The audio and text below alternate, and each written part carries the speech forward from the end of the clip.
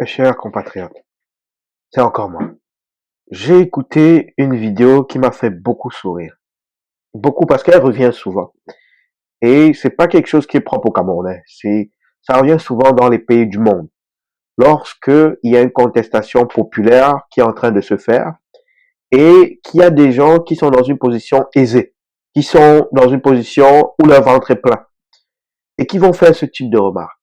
Oui, si vous cassez, vous vous nuisez à vous-même. Et moi, je leur demande, et donc, qu'est-ce que vous proposez? Parce que c'est très facile de faire de tenir ce type de conclusion qui est pourtant logique, qui fait du sens pour quelqu'un qui a le ventre plein, pour quelqu'un à qui il ne manque rien, pour quelqu'un qui n'a pas d'insatisfaction ou qui ne vit pas d'insuffisance. Quelqu'un qui se satisfait de sa situation va avoir ce type de réflexion.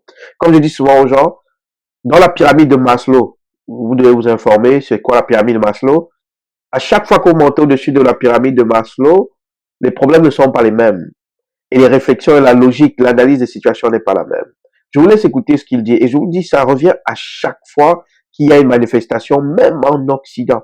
Il y a des gens qui vont vous expliquer comment vous êtes bête si vous cassez les choses, parce que vous cassez vos propres actifs et vous en aurez aussi besoin.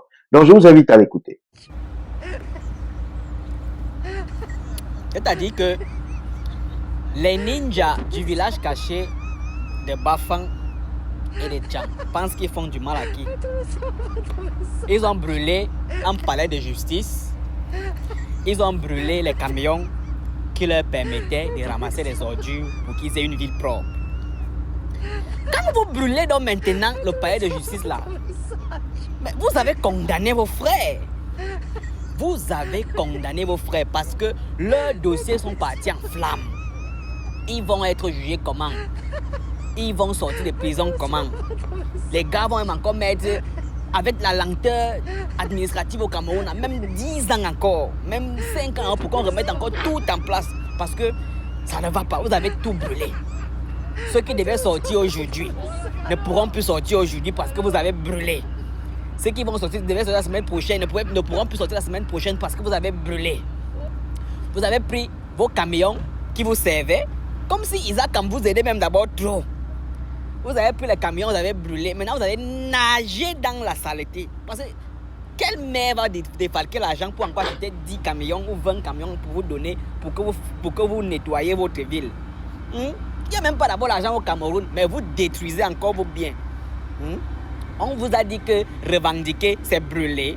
Revendiquer, c'est casser.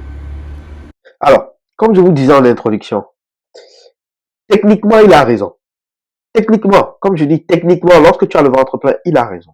Brûler le palais de justice, il y a des inconvénients qui viennent avec. Toutefois, dans un monde qui n'a plus de sens, on ne peut pas être surpris de voir le peuple poser des actes qui n'ont pas de sens. Je répète, dans un monde qui n'a plus de sens, on ne peut pas être surpris de voir les peuples poser des actes qui n'ont pas de sens. Ce n'est pas propre au Cameroun. Ce qu'on vit là où quelqu'un brûle un bâtiment public, ça se fait et aux États-Unis, ou du moins, ça s'est fait aux États-Unis et en Europe. La célèbre émeute de Los Angeles, où tout le monde, les gens ont tout cassé. C'était justement des peuples noirs qui revendiquaient plus de droits. La célèbre émeute de Los Angeles n'a pas ramené Los Angeles 50 ans en arrière. Ça reste une des villes les plus populaires et les plus riches des États-Unis. En Europe, ça s'est vu dans les grandes manifestations où des commissariats se sont fait flamber, que ce soit en France ou en Angleterre. Donc, c'est important de nuancer les choses. Et quand je parle du peuple, d'accord, c'est pas le peuple dans son entièreté qui brûle ses bâtiments. C'est pas le peuple dans son entièreté qui mène des actions aussi insensées. Il y a toujours une faction qui, évidemment, va être beaucoup plus radicale que les autres. Puisque lorsque il y a ce type de soulèvement populaire, dans ce type d'environnement instable et insensé qu'est le Cameroun, les premières victimes sont toujours les symboles de l'État dictatorial. Ça se fait en Russie, en Ukraine, en Chine, au Japon, partout dans le monde. Il faut que les Camerounais arrêtent de s'infantiliser eux-mêmes. C'est important. Vous comprenez? Donc, quand quelqu'un vient expliquer, oh oui, vous êtes trop bête, vous brûlez le commissariat, les commissariats se brûlent partout dans le monde. Vous brûlez le palais de justice, les palais de justice se brûlent partout dans le monde. Au Vietnam, qu'est-ce qu'ils n'ont pas fait lorsqu'il y a eu la révolution? Et puis, de toute façon, la bêtise même, c'est celui qui pose cet argument. C'est quoi donc sa solution? Donc, il dit que oui, il est censé de faire ça. Bon, si on ne fait pas ça, on fait quoi? Il n'a rien à dire.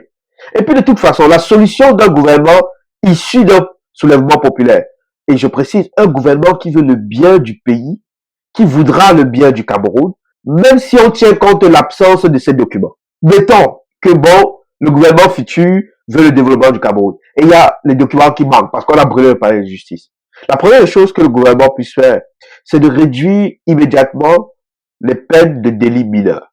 Parce que la majorité des délits mineurs, des peines de délits mineurs, je suis presque certain, sous réserve de vérification, ils ont déjà dépassé le temps qu'ils auraient dû passer en prison. Pour la plupart. Donc, la première chose qu'un gouvernement de paix devra faire, c'est de réduire les peines des délits mineurs, en attendant de refaire les procès des gens. Dans les commissariats, il y a bien des rapports de police. L'absence de rapports de police pour des peines mineures mènerait automatiquement à la libération conditionnelle des détenus.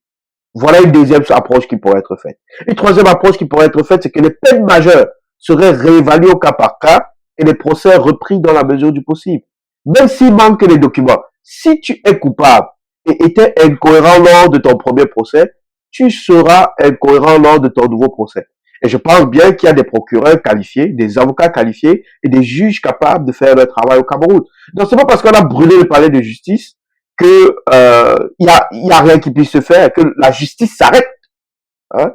Et il y a plusieurs autres solutions que je pourrais venir avec d'après-crise pour régler l'absence de dossiers judiciaires au Cameroun liés justement à une révolution populaire. Et en fait, d'ailleurs même, est-ce que vous avez même une idée de comment les documents sont conservés dans nos palais de justice au Cameroun? Informez-vous avant de parler. La majorité des gens en prison ont des dossiers soit inexistants, soit illisibles, parce que détruits par l'humidité, l'eau. Dans le commentaire de ce monsieur, qui, oui, est logique sur papier, mais il omet beaucoup de choses. Et c'est pas honnête. Et c'est pas honnête. Parce que un tel commentaire vise à décourager les gens dans leur démarche, dans leur combat pour leur liberté. Et en passant, cette logique s'applique aussi à tous les actifs gouvernementaux. Parce que ce sont tous des actifs communs.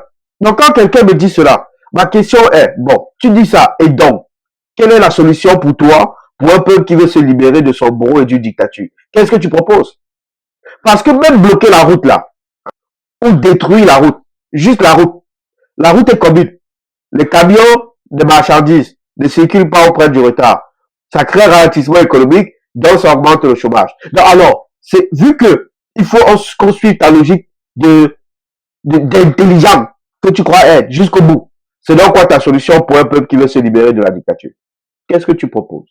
Parce que toute manifestation populaire a un impact négatif sur le pays où la manifestation populaire se passe.